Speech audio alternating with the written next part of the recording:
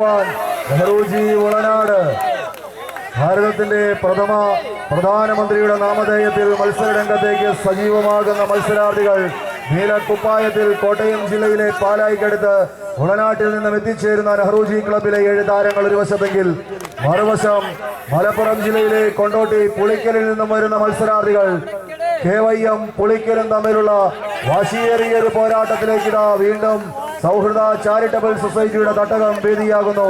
ആയിരക്കണക്കിന് വരുന്ന വ്യത്യസ്ത ജില്ലകളിൽ എത്തിച്ചേർന്നിരിക്കുന്ന കായിക പ്രേമികളെ സാക്ഷി നിർത്തിക്കൊണ്ട് മലപ്പുറം കോട്ടയം ജില്ലക്കാർ തമ്മിലുള്ള അവസാന ക്വാർട്ടർ ഫൈനൽ അങ്കക്കളി മുഴങ്ങുന്ന കാഴ്ച കയ്യടിച്ച് സ്വീകരിക്കുക. ഉളനാട് വീണ്ടും മത്സരത്തിലേക്ക് ക്വാർട്ടർ സെക്കൻഡിൽ തനി കോട്ടയം ശൈലിയിലെ നെഹ്റുജി, എന്നാൽ എതിർവശത്ത് KYM പുളിക്കൽ.